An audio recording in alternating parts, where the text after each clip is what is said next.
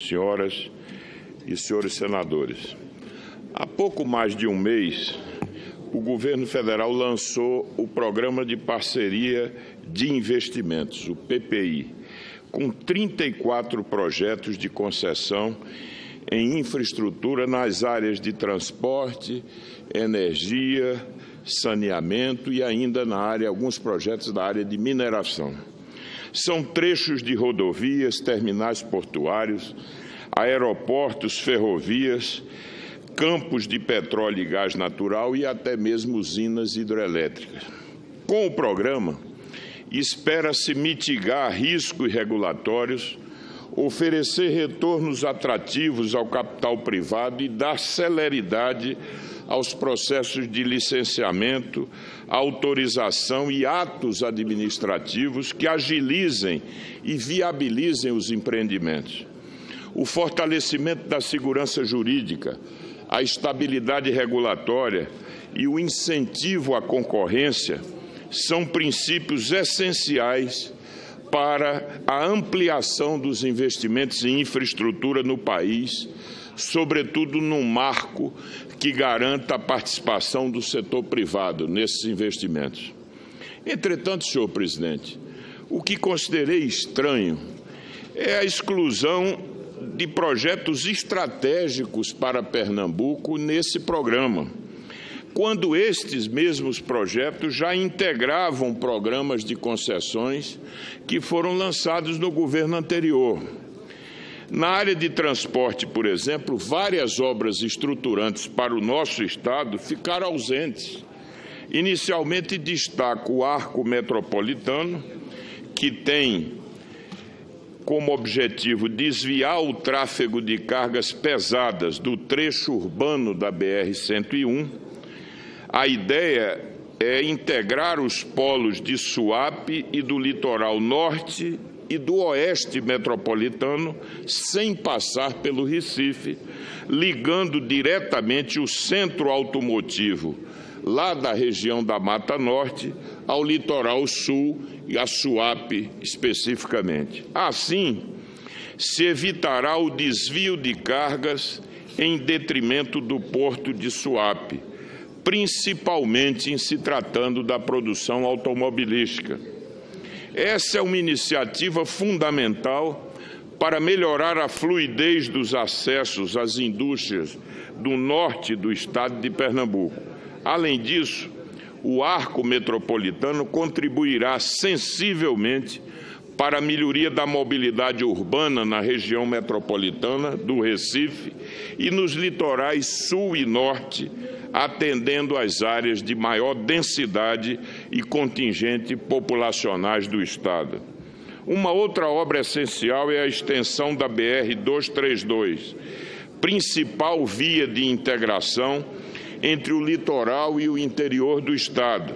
A sua duplicação entre o município de São Caetano, na região do Agreste, até o distrito de Cruzeiro do Nordeste, no município de Sertânia, gera a oportunidade do surgimento de um novo eixo, de um novo corredor econômico, beneficiando o sertão de Pernambuco, ampliando a atratividade de empreendimentos industriais e comerciais que lá se localizem, concorrendo, portanto, de forma decisiva para a interiorização do desenvolvimento.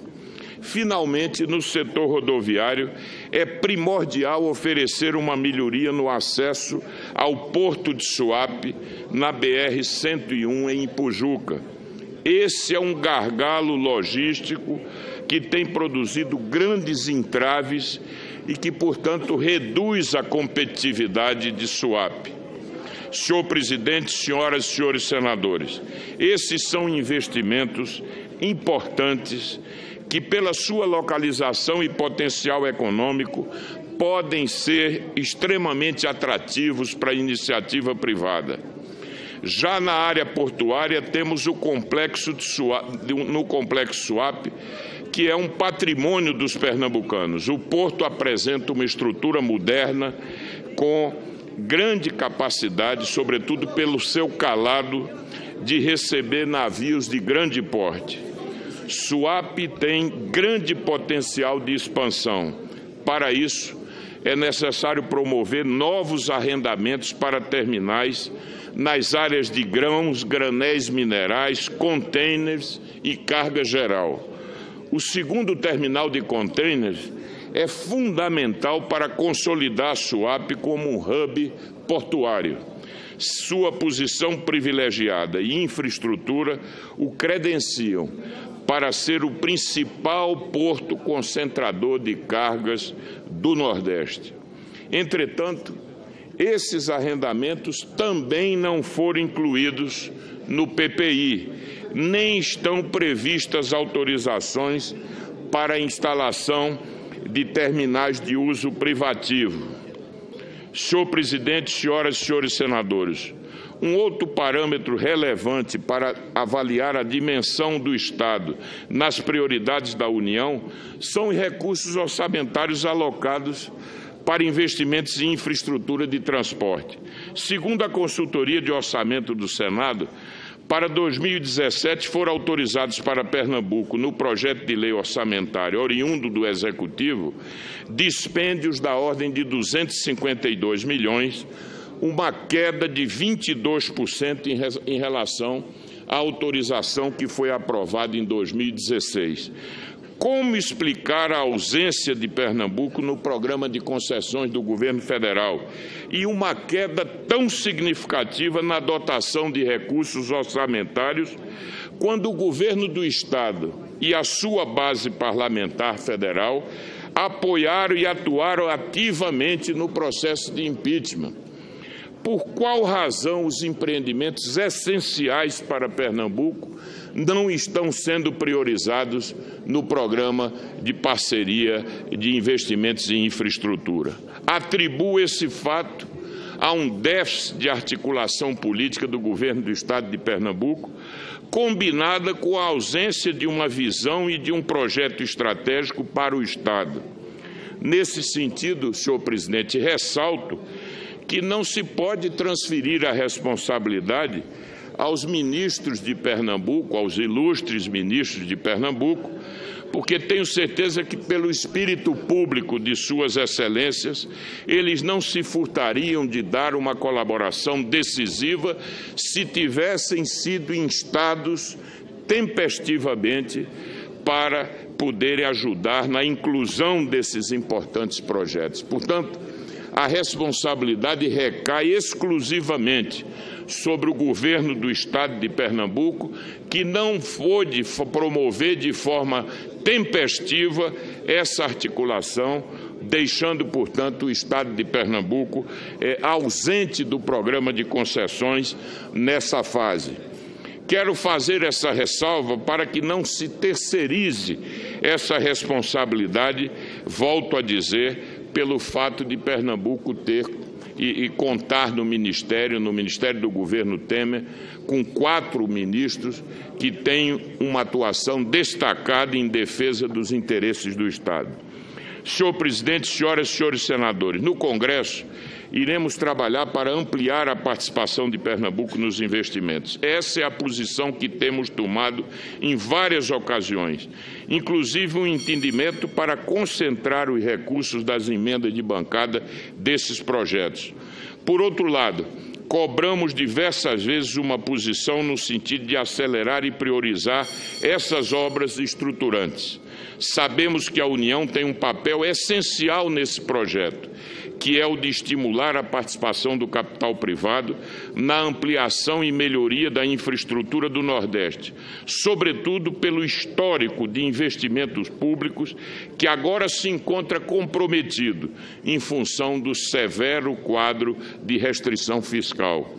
Nesse caso, diminuir o custo da outorga durante os períodos de maior investimento dos concessionários e ajustar o prazo para a conclusão dos investimentos são algumas das alternativas compensatórias que a União pode oferecer. Por isso, precisamos mobilizar a bancada de Pernambuco para cobrar uma posição do governo federal, sobretudo para a reinserção desses empreendimentos no programa de concessões. Senhor presidente, senhoras e senhores senadores, outro assunto que traga a essa casa é a preocupação com os efeitos da longa estiagem que se abate sobre o nosso Estado. São 125 municípios, meu caro senador Elmano Ferrer, que estão em estado de emergência, conforme decretos estaduais, ou seja, 70% dos municípios de Pernambuco. O reconhecimento dessa condição é que os municípios e o Estado não têm condições de arcar sozinhos com as consequências da seca, portanto, isso demanda um auxílio complementar da União para as ações de socorro e recuperação. Segundo a Coordenadoria de Defesa Civil lá de Pernambuco, já são cerca de 60 municípios atendidos através de carros-pipas em sua gestão. A situação é mais grave no agreste pernambucano. No final do mês passado, o maior reservatório de água da região entrou em colapso, depois de operar por 10 meses com o volume morto. O nível de água na barragem de Jucazinho, no município de Surubim, atingiu algo próximo de zero. E, segundo a Companhia Pernambucana de Saneamento, não oferece mais condições de captação de água para abastecimento humano. Quando operava normalmente, o manancial chegou a atender 15 cidades. Agora, 10 dos 11 municípios atualmente atendidos por Jucazinho receberão água exclusivamente por carro-pipa. Cerca de 200 mil pessoas estão sendo afetadas por essa situação. A cidade de Surubim, que também integra Jucazinho, será atendida por uma antiga adutora de 30 quilômetros de extensão que foi retomada emergencialmente. A adutora do Agreste resolveria o problema da região. A estrutura vai trazer água do Rio São Francisco para atender 68 municípios. 80 distritos a partir do eixo leste da transposição do Rio São Francisco. Por isso, senhor presidente, garantir a liberação dos recursos necessários para a conclusão da primeira etapa dessa obra, que é fundamental, é algo que consulta de forma muito efetiva os interesses de Pernambuco para minorar essa situação grave que vem se verificando periodicamente.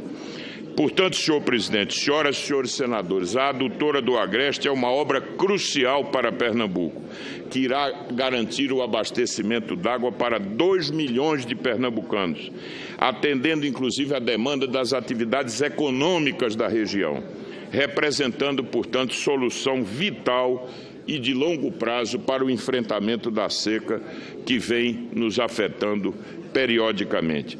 Era esse o pronunciamento, eu agradeço a tolerância. Muito obrigado, senhor. Ordem do dia.